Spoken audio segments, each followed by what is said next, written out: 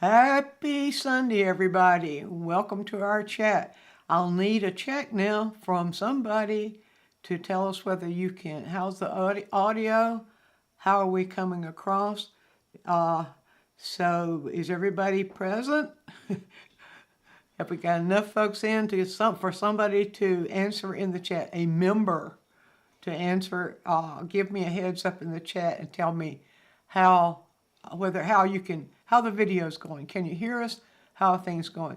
I know it's, when people, yeah, we can hear. Fantastic. That's exactly what I needed to know.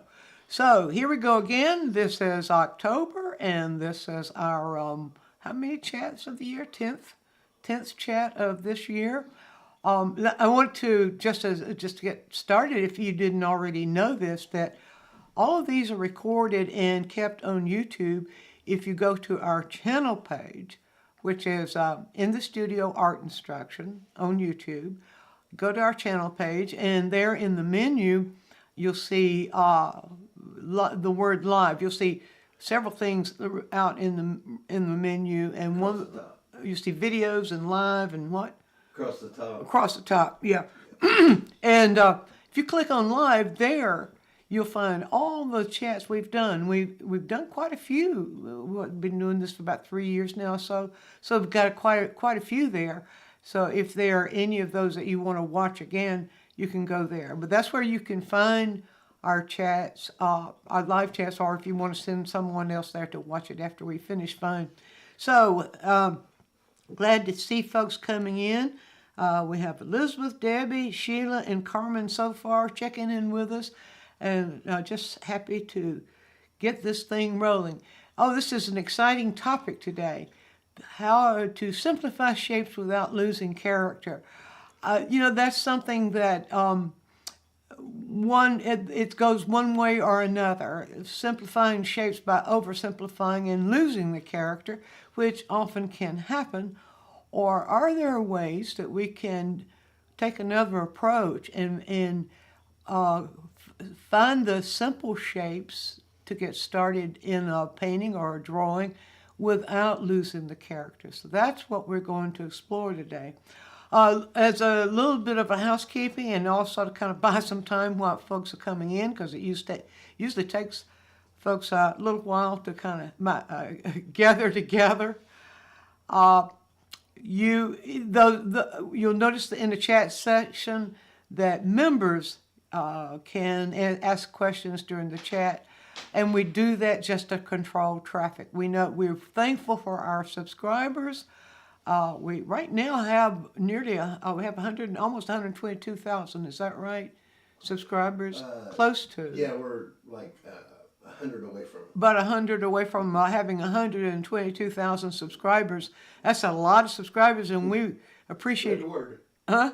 Spread the word. Spread the word, right. We appreciate every one of you. And so happy to have you aboard. So you can see why we need some way of controlling traffic, because if we have comments and questions coming in, just rolling in, it's hard to catch them. And so that's the main reason we limit the questions or participation in chat to just the members. Members, that's the Studio Insider members. That is, you become a member of our YouTube channel for $4.99 a month. And for that, you get a free video lesson every month, and you get, of course, you get to participate in the live chat by asking questions, etc. And you also get on the second Sunday of every month a little snippet, a little composing tip, a snippet taken from one of our lessons, one of the original lessons. But I also we've been a little bit of confusion. Just want to clarify a bit here. We have two kinds of membership. One for the YouTube channel and another for the Academy. Now, if you haven't found the Academy or checked it out, it's simply DianneMizeAcademy.com. That's where we have full courses for you to take, and we are adding new courses all along. And so we have a membership there where you can pay $65 a month to be an Academy member, and you have access to all the courses as long as you're a member, meaning that you can take them all, take a number of courses at your own pace, and you continue one right after another if you want to by being a member. And if you're not a member, of course, you pay the full price for the individual courses. So I just want to make that we do have that distinction. They're not redundant. And one is not a repetition of another. They're totally different. So we have the YouTube channel, your membership there, you're a Studio Insider, and we have the Academy membership.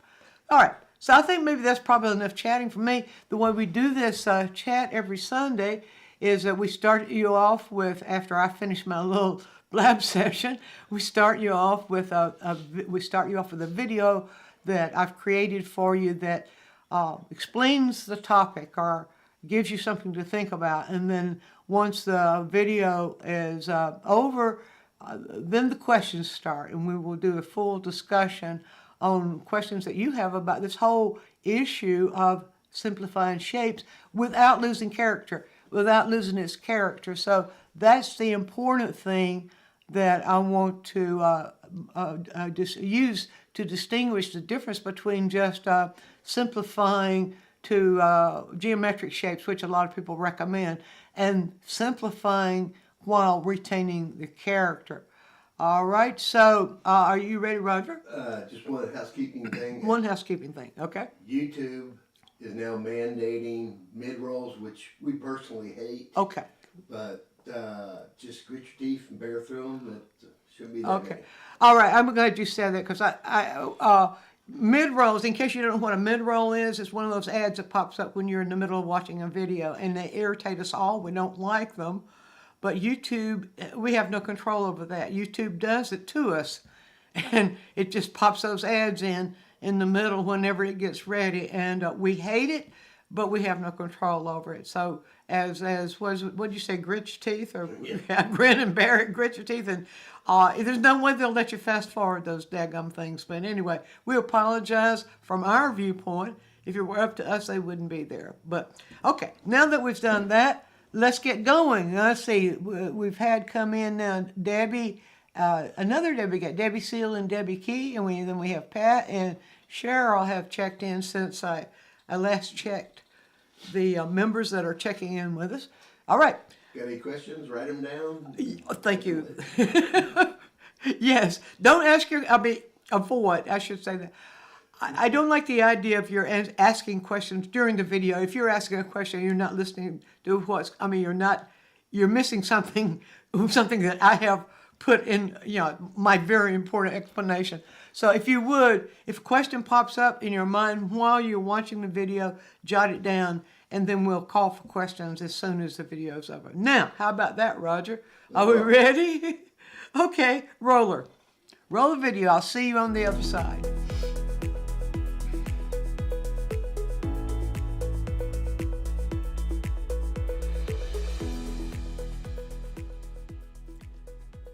Do you see the difference between the character we see in this owl and in this owl? This one, of course, is a cartoon. That means its character is recreated from owlness. Could be any time, it could be anywhere, it could be any kind of owl. It's simply the idea of owlness. But this one is a particular kind of owl, in a particular location, a particular time of day, in a particular season, in that particular pose or that particular point of view of the photographer. There's a big difference then between the character we see in this owl and the character we see in this one. If we can pinpoint those differences, we can understand one kind of simplifying shapes. For example, this owl is made up of 8 simplified shapes. The ears are simplified into triangles. The little circles around the eyes are simplified into 2 circles and 2 half circles. And the little beak connected to that is simplified into a triangle. The body is an elongated circle.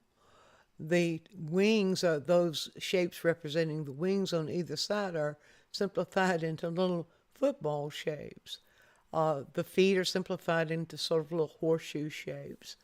And the tail is simplified into like three little dips. But this owl is made up of multiple shapes, specific to this particular character. So how could we simplify all those shapes and keep the character that we're seeing there without oversimplifying it into a cartoon? Well, that's what I want to show you right now. One of the traditional ways of seeing how to simplify is to break an image down into geometric shapes. Well, I have a more direct approach, one which I think really captures the character of an image without having to try to see geometric shapes that might not even be there. This method requires that we don't look for geometric shapes, but we look at the image and find its edges, the major edges, and we look at what those edges are doing. Every image is made up of edges. Edges on the outside and edges on the inside. And if we can then allow our eyes to locate those edges and allow our hand to follow what those edges are doing, we can simplify that image and we can draw it and capture its character. Now, let me guide you through that. First of all, one way you can train yourself to do this little exercise is simply allow your hand to move without making a mark. Have your paper and your pencil. Hold your pencil comfortably, not down close to the tip like this because that kind of cramps your style. But push the pencil out far enough from the tip so that you can feel the tip of the pencil. Now, I'm looking at the top of the owl's head. That edge is moving this way. It's moving across horizontally and then slightly dips. That's what it's doing. I can make my pencil move with that. Move horizontally or directly across, however you want to say it. It's moving from here to here. That's another good way to say it to yourself. But create a language in your head that is an action language and a language that describes what's happening, not a noun language that labels. The label will only stultify you. All right, so if it's moving in this direction, I can make my pencil do that. I can make my hand do that, and I can drop a line that does that. And then what does it do? It slightly dips, and that's the edge that I'm seeing at the top of the owl's head. At this point, something happens. At this point, we have an inside edge that moves like this. How far does it go? It doesn't go way down here. And that's the other thing we add. Where is it going and how far is it going? What is it doing? It's tilting downward and it's slightly curving. It's slightly curving right here and then it's tilting down right here. That is the edge that is at the top right here at the top of the eye. Now the point is not to judge it. The point here is to follow it, but not to judge what you did. If you judge what you did, you're going to just backtrack and spin tires. So let's just say we're going to explore. Take the attitude of exploring what's happening there, what those edges are doing, and by exploring, if it goes a little bit south on you, so what? You can explore it again. This helps you to get familiar with the character, those major shapes that are causing you to see that particular image the way you see it and perceive it. You don't just look up and look down. You look up, allow your hand to follow this with your eye on the image. You can't see my eye now, but my eye is on the image, and I'm allowing my hand to follow the movement my eye detects from that image. Now, in the interest of time, I have fast forwarded here as I continue to explore in that same deliberate but spontaneous fashion, where you can see here, I am allowing my eyes to explore. I'm looking at the image and I'm allowing my eyes to explore where these movements are located in relation to each other. Now you can see I'll move my pencil to exploring, see there, exploring, and then aligning, checking, and then putting the image or putting the edge of the image in, recording what I explored. Explore the movement and record it. Explore the movement and record it. Now this can be a very slow but spontaneous exercise where it's not scratching. I'm not scratching there. I'm exploring and then dropping the line in. Exploring and dropping the line in. Exploring, there we go. So as I move throughout the whole image, to keep those shapes from being complicated, I find their edges and I explore. Here I'm going back and I am re-exploring. I'm seeing there was a slight discrepancy, so I go back in, relocate it, and throw it in. This is not a drawing to be displayed. This is a drawing that is the evidence of my exploration. This helps me to discover what I'm dealing with in terms of those shapes, and where those shapes are located. So that being familiar with them, if I want to do a painting of this owl, then I have now explored and become familiar with what those edges are doing, and I will be able to more easily move through the painting of the owl and know what to do when I encounter those shapes. So this is simply, you might think of it's almost a scientific exploration where I'm not trying to do anything to show, but this is for me. This is not for my audience. This is for me. This is the kind of thing that all the master painters do. If you look back at the drawings of Rembrandt and the drawings that we have left of Michelangelo's, you'll see the same sort of thing going on, where there are lines that explore, not necessarily lines that are trying to just describe what an image is doing. So I hope you'll give this a try, where you're not trying to make a drawing. You're switching your attention away from what the image is to its edges and what its edges are doing, where you hold your pencil over the paper and you look at the image, allow your eye to hover over the image, and you allow your hand to move with that edge, and then drop the pencil down without hesitating. That's all you've seen me do throughout this entire little exercise. Let's stop now and give you a chance to ask your questions.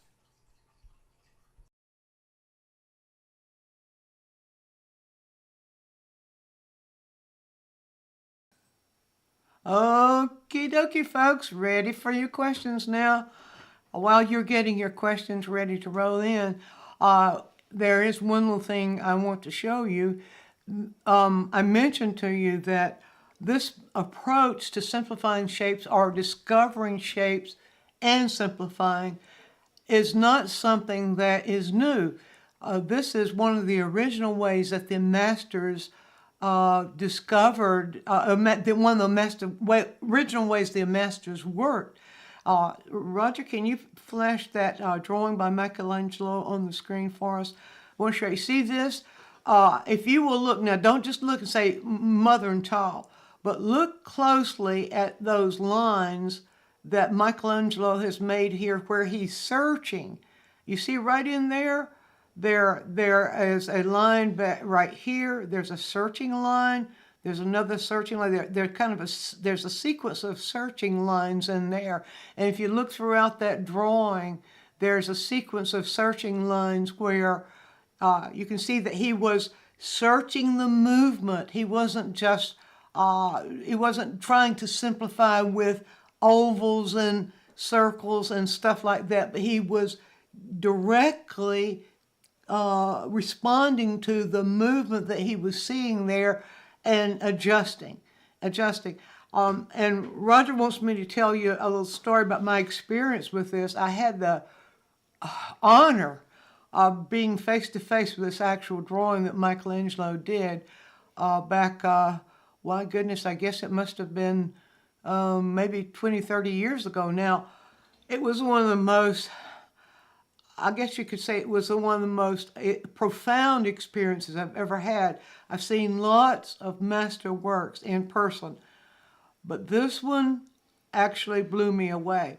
It blew me away so bad. It blew me away to the point that I was just I was getting closer and closer and closer to it until a guard's hand came in front of me and said, "Ma'am, you need to step back."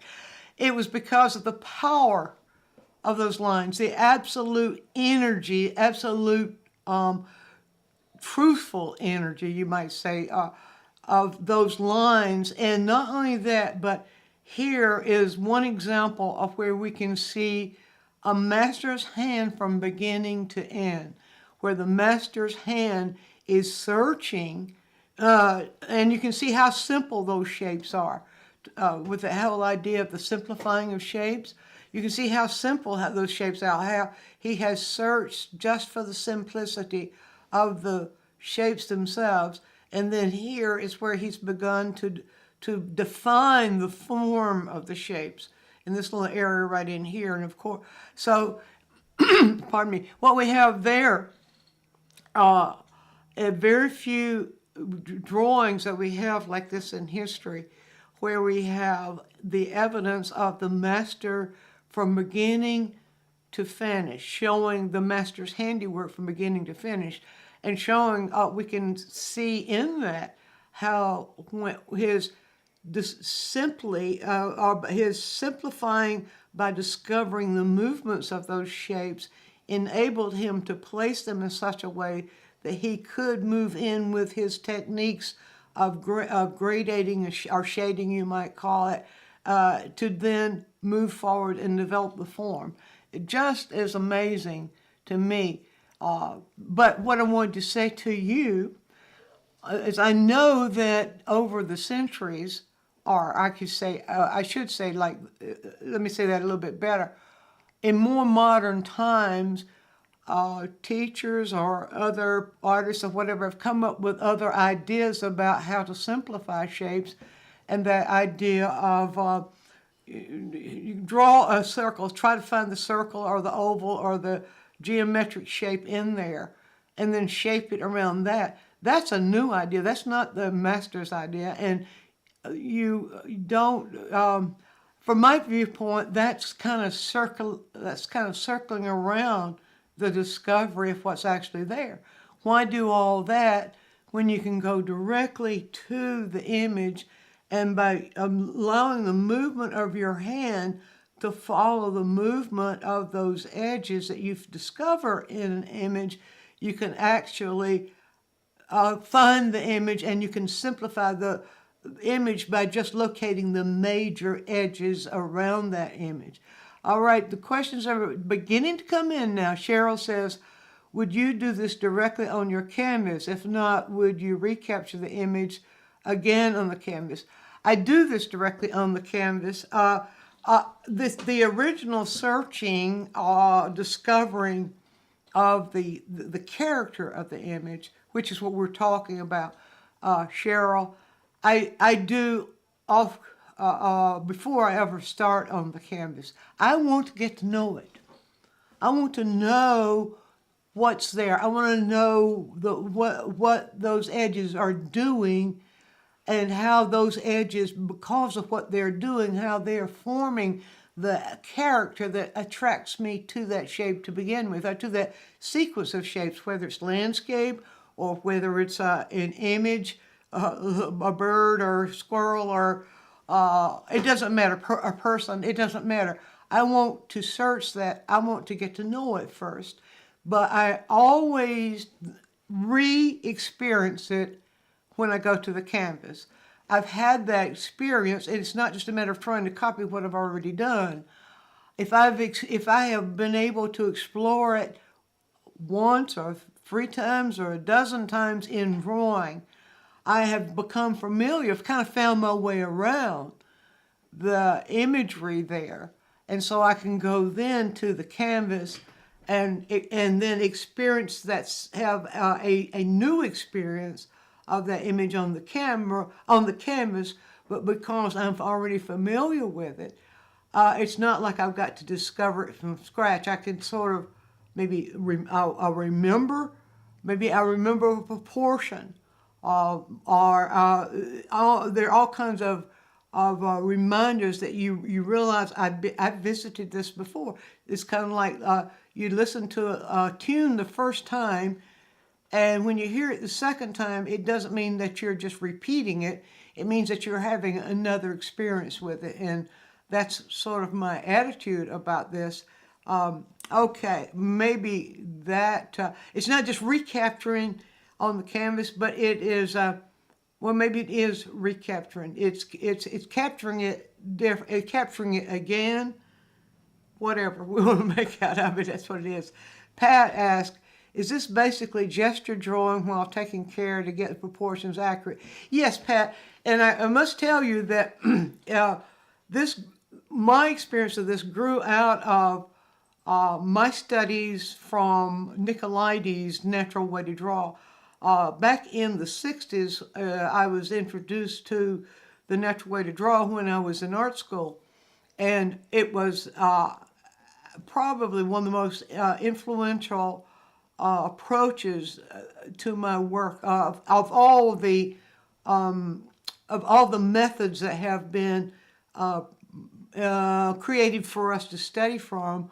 The Nicolaides Natural Way to Draw, where it's the movement that's being captured, but that I've just taken that basic idea of the movement and added to it not just the movement of what is the image doing, but what are the edges doing, and what are the edges doing in terms of their relationship to each other, their relationship to each other being what forms the image that we're looking at.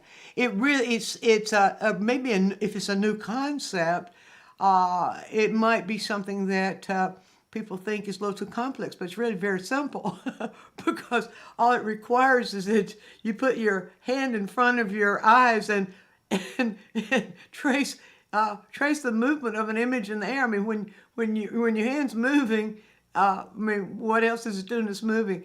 If you're holding your finger in the air and you're looking at something and you're allowing your finger to follow along its edges like that, that's movement. And that's what I'm talking about. It's drawing the actual movement that's within those edges. So yes, it is basically gesture drawing with taking care.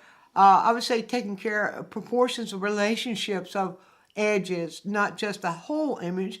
The payoff there is that when we do that, we do capture the movement of the whole image, the way the various parts of the image are moving. So yes, indeed, it's kind of marrying those ideas together. Cheryl, I love the concept of getting to know the image, but how do I apply this or something like this to plein air? My thumbnails and no tens don't really, and there's that heart in front of your give, don't really give me the feeling of getting to it. Yes, and you can, when you're in plein air, it's a good idea to also take with you a sketch pad, or if you don't take a sketch pad with you, if you're just, if your plein air gear is just down to the bare basics, you can do this with your hand in the air. You can do where if you're whatever you're looking at, you'll be surprised. The tendency in plein air painting, a lot of times, well, I got to be careful how I say this. There could be a tendency in plein air. Let me say that. So you're looking out at this plein air. You're looking out at this landscape, and you see a mountain. So you put in a mountain. that is drawing a facsimile of something that you see. But if you take your hand, close one eye, it's always close one eye because if you don't, you're going to get two viewpoints. But if you just take your index finger, close one eye, and just begin to move, let your finger move with the edges of whatever you're seeing. So if I'm seeing a mountain range in front of me, and I hold my finger out like this, and I move it not slow, but at a relaxed pace. And move it, and then you'll discover that there are movements within that you might not have seen that are unique to the character of that particular shape. And then you'll notice other things too when you start exploring the whole landscape like that. You'll notice that there are other things too that you will be able to character of those particular images that you'll be able to capture that will be unique to that and not just a facsimile. Pardon me just a moment. Okay. Pat says, thank you so much. I've been struggling with this. Really makes the pieces fall together. Roger, no, sorry. I just breathed in something. I'm sorry, y'all. I was, I do this sometimes. I was going too fast, talking too fast, and took a breath of something in, and it's trying to choke me. But hold on a moment. These things happen, but when you're doing a broadcast is not a good thing, not the best place in the world for these things to happen. Okay, let's see. Elizabeth, could you provide example to show how you identify which major edges are the most important to capture in the feeling character of any scene? I don't have an example. Okay, I have an example maybe behind me. If you look at it depends on what you're looking at, but you say major edges of important capture the feeling of a scene. When you're looking out at the scene, first of all, identify the major shapes you see in the scene. And let's say if we're looking at a scene, if I'm looking at a scene, I'm thinking of Roger's driveway right now. Okay, you can't see it, but let me just say this. If I'm looking at the scene, Roger's driveway, I'm seeing the driveway, I'm seeing the ground on either side of the driveway, I'm seeing trees on the other side of the road from the driveway, I'm seeing a mountain range in the distance. Those are the major shapes. Then that's where you start, just with major shapes. Then you explore the movement of those major shapes. And that's what we mean by simplifying. Within each of those major shapes, there will be, you might say, minor shapes. There will be characteristics within those shapes that will define more about each of those major shapes. Now, if you just remember back to the owl that I was doing, the overall major shape is the edge, you might say the silhouette of the owl. And then we found other shapes within those. Remember I said outside edges and inside edges. And we found in the inside edges, we discovered as I came down into, there was an indication of a shape that was created at the top of the owl's head, where at the top of the owl's eyes on both sides. That is a shape. So you look at the major characteristics that are edges, major edges that are causing you to see the parts of the shape that you're seeing. I guess that might be a little bit, I don't see, does that help, Elizabeth? If it doesn't, let me know and I'll see if I can take it a little deeper. Cheryl, my friends might think I'm crazy conducting symphony in midair, but a great idea. Well, let them think you're crazy. I mean, they think we are just crazy anyway, don't they? So teach them how to do it. it is kind of developing, conducting a I'll say that word in a minute, symphony in the air. But teach them how. Maybe they could discover some things too. And then the whole group of you could be out there conducting your own symphony in nature, discovering the character of the shapes you're looking at. Elizabeth, very much thank you for breaking that down. Okay, good. I'm glad I broke it down enough. Yeah, just look for what causes it to be what it is. That's what we mean by character. The difference between in my little intro there, I pointed out the difference between the cartoon and the owl and the photo of the actual owl itself. Now, we all know that there are a number of kinds of owls, and they have different shapes and different ways of our identifying them. But the cartoon didn't really identify. Well, you might say, oh yeah, Diane, it did. Well, to a point it might have, but the cartoon was just generalizing, very, very generalizing, overly simplifying symbols for shape, symbols for the owl shape, a symbol for the owl's head, a symbol for the owl's eyes and ears, and so on. But putting those symbols together just says owlness. It doesn't say a specific owl. It's an idea, a visual idea about owls in general, but very general. And that's what cartoons can do. I mean, it's not to say, people that really are interested in creating cartoons and creating illustrations where you take characteristics and you can suggest an image by putting certain characteristics together. That's one thing. But when you are trying to capture the character of specific shapes, where something has attracted your attention, and you want to give a visual interpretation or a visual expression of that, that's a different thing totally. So it's not to say the other way is to be disregarded, because if that's where your interest is, then that's what you pursue.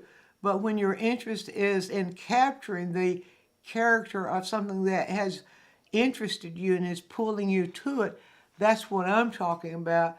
That this is the key to how to get that, how to do that, and how to capture that.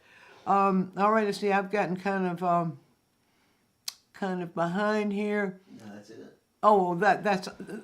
You mean that those are all the questions we have?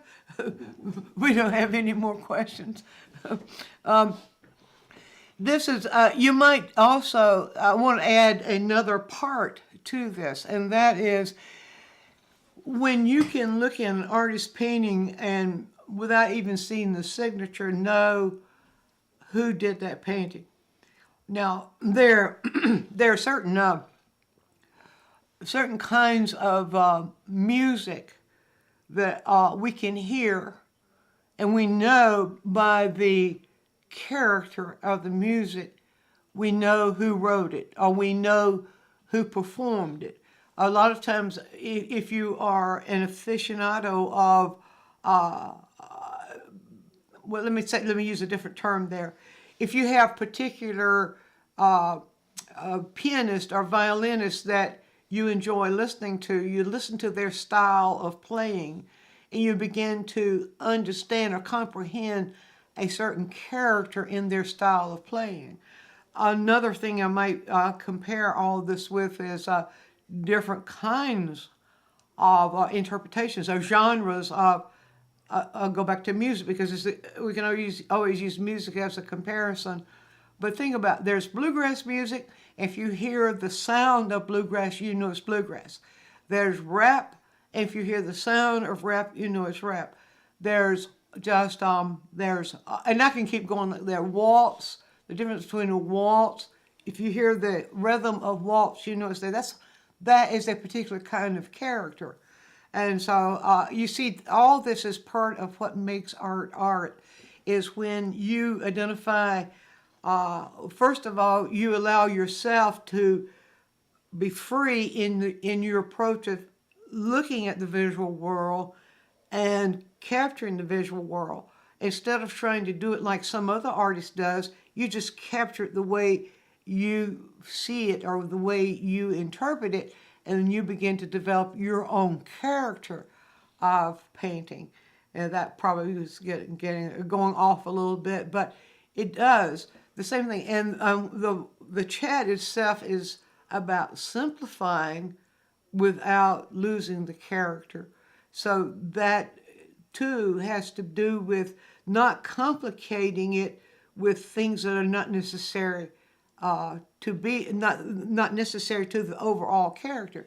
There's a difference between the overall character and then what we do to elaborate or to embellish that character.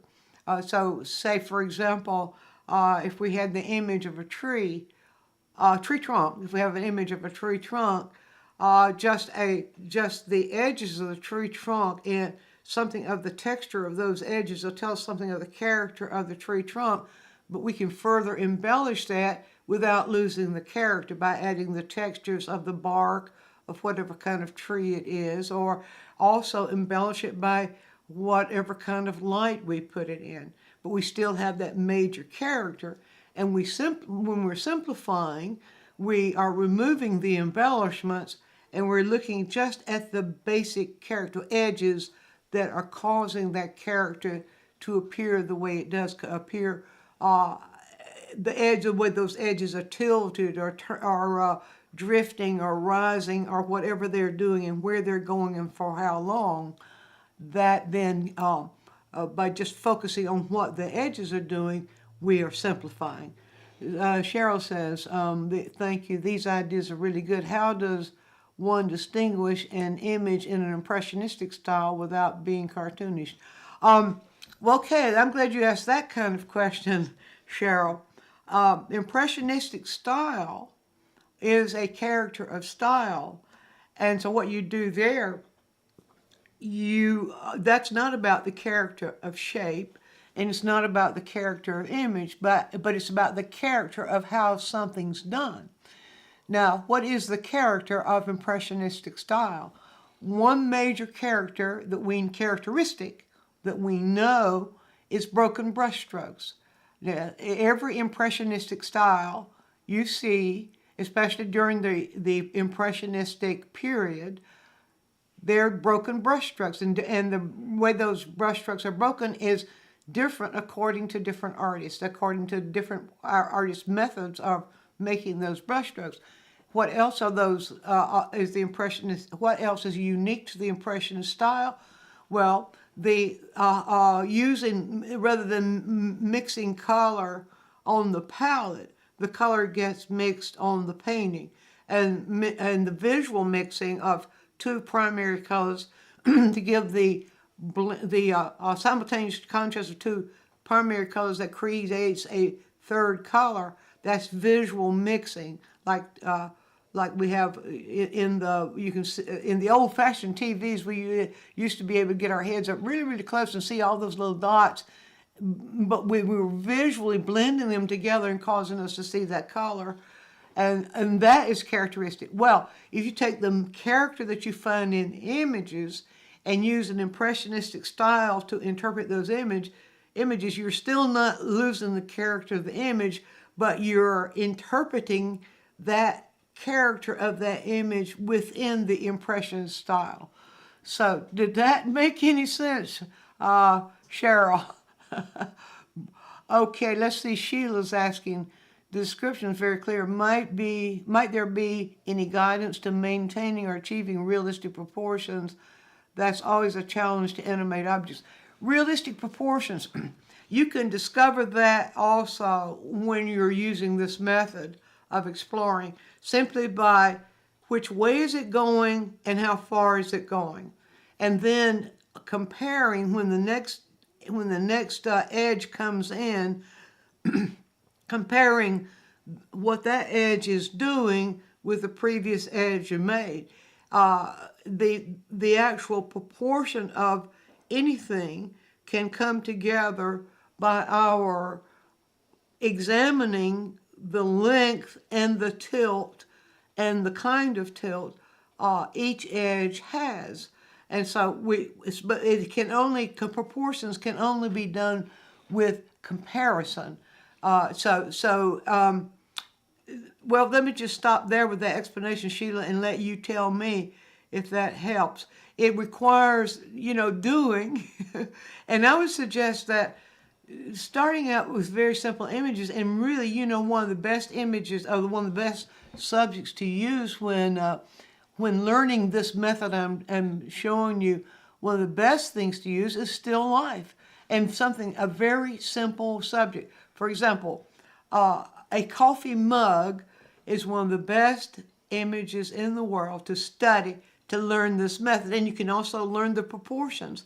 Say, this is one of Roger's coffee mugs, and you see this, if I hold this at your eye level, you can begin to see what those edges are doing. Those edges, this is going straight across.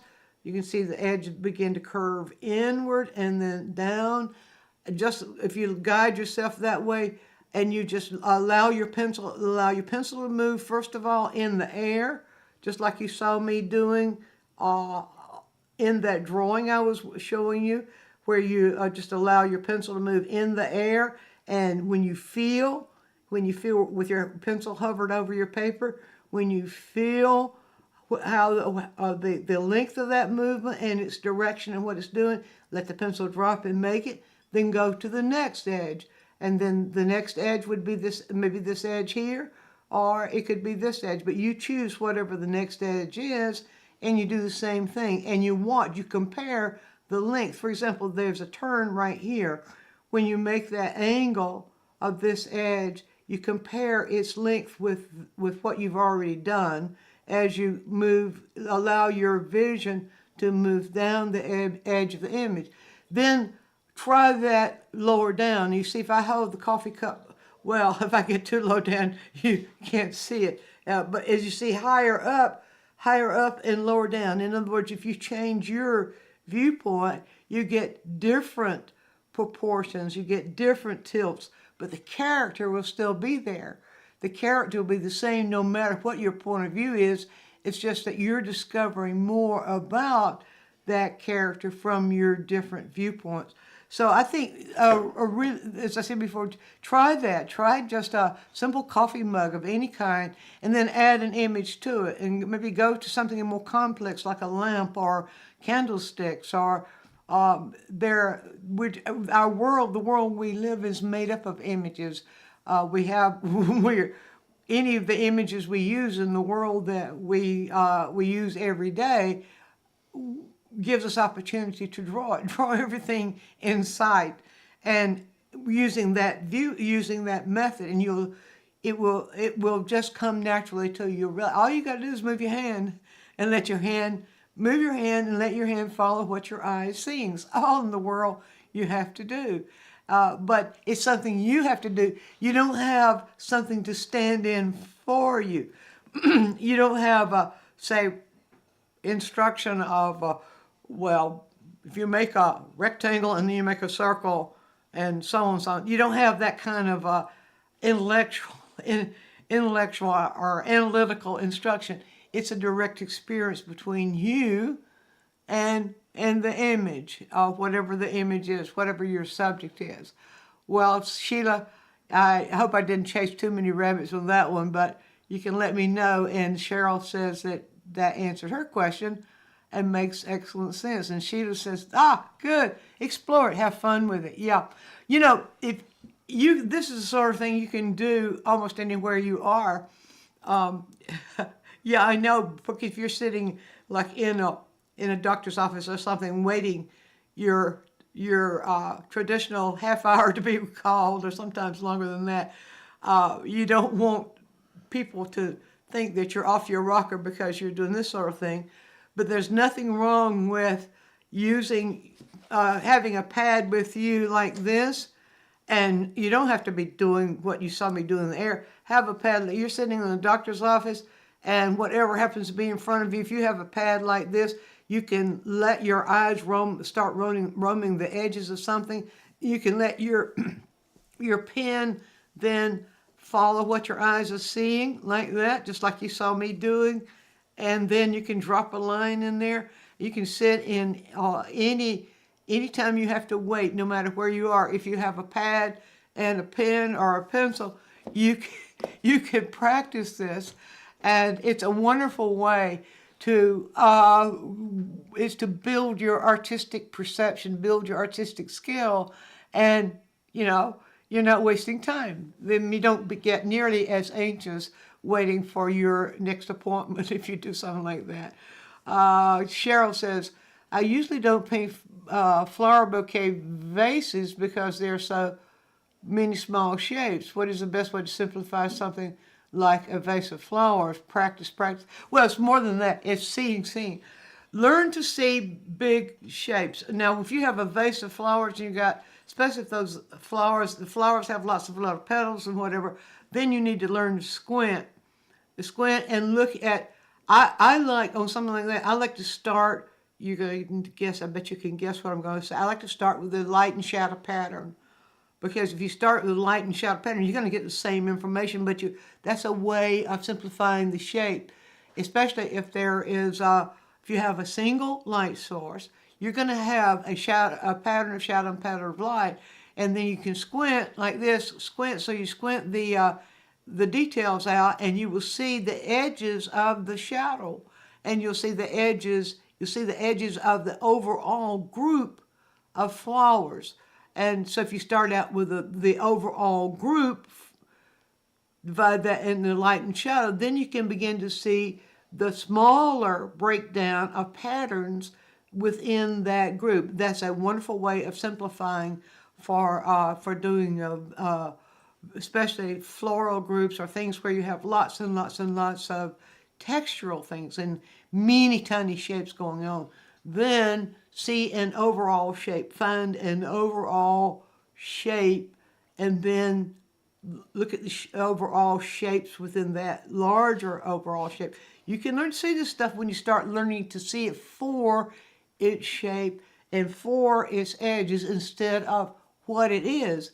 When we're just looking at what it is, that doesn't give us any information. That's just confusing. It doesn't focus our attention on what causes us to see what we're seeing to begin with.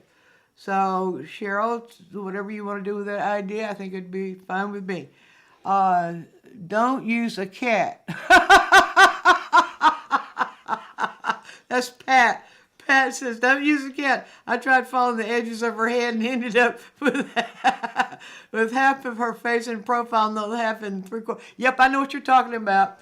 I have, if my cat, one of my cats is curled up my lap and I start to draw, and I think they're asleep, and the minute I start to draw them, the head turns. But that's okay too, because then they start capturing that viewpoint.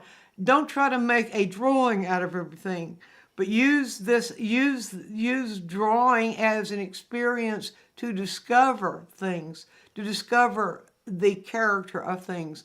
And then eventually, once you make these discoveries, you'll be able to put the whole thing together. But those of us who have cats certainly know what Pat's talking about there. They will not be still, especially if you're expecting them to. They'll never cooperate. They just don't have that cooperative nature, you might say. Cheryl, be brave and try a vase of flowers. Not sure why I think it's any different from a clump of trees. Well, it's not really. It's the same principle. With a clump of trees, you're going to have all those textures and all those tiny, tiny shapes, and you know how to handle that. So I think it's probably a mindset you had, Cheryl. It's just a mindset. You got an idea. You just got an idea that no, that's too difficult. That's too busy, too difficult. Whatever was going on there. And a lot of times we realize that we really need to shatter our mindset and re-examine to say, oh, well, I was making a big deal out of that. That was quite simple to begin with, wasn't it? Yeah. Cheryl, I'm laughing at Pat's comment. I try to with my cats too. Yeah. Dogs are so cooperative when you're trying to draw, when you're drawing them. But at least that's been my experience with mine in the past. Usually they Well, sometimes, maybe not always, but they're much more cooperative than cats. Yeah, that's great. Okay, well, folks, we're getting down to the line now, so do you have any further questions? I would be very interested if those of you that would like to follow up with this, and if you have some unique experience with this idea of simplifying by the character of edges and using this method of, I call it phantom or cruising. I've given it several names where you're allowing where you're allowing your pencil to hover over the paper, but hover in the movement of whatever you are looking at, whatever edge you're looking at.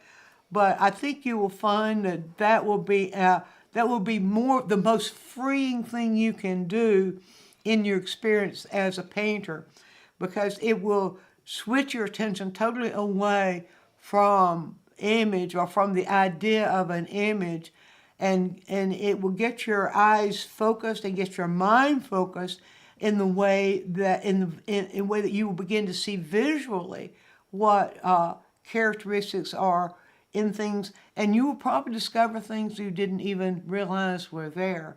So it's a wonderful approach. What I was going to say is, if you have any significant experiences with this concept, and I hope you will, you can. I would love to hear about it. If you go into the in our YouTube Quick Tips section for the comments, I'd love to hear from you there in the comments about any experiences, about your experiences with this method.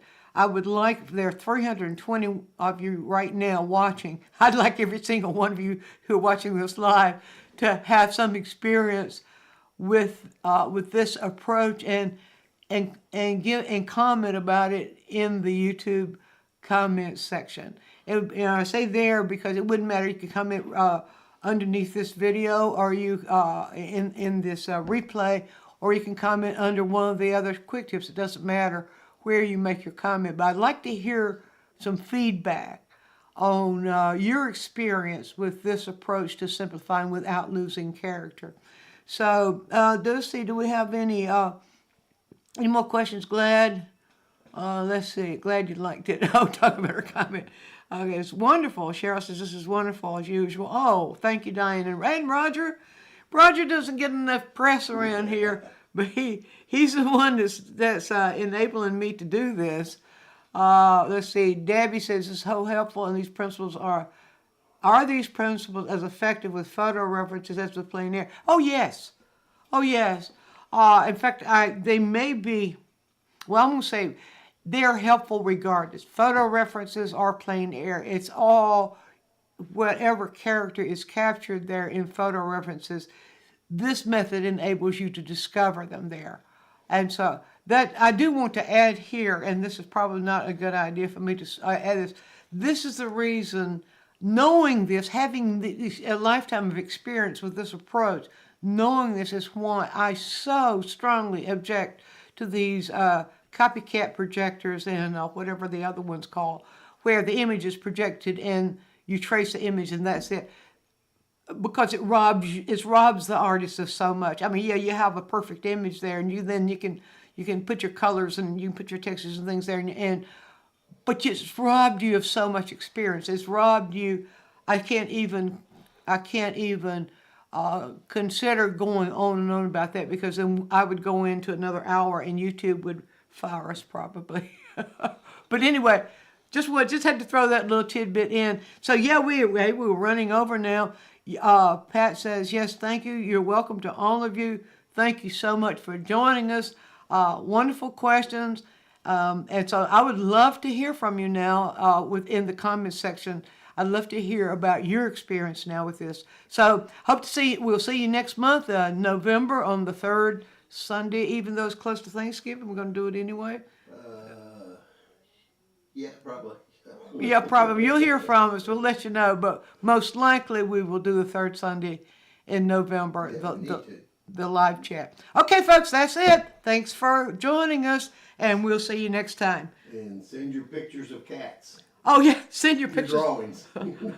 your drawings of cats. Yeah. Yeah, we better stop it there. Bye now.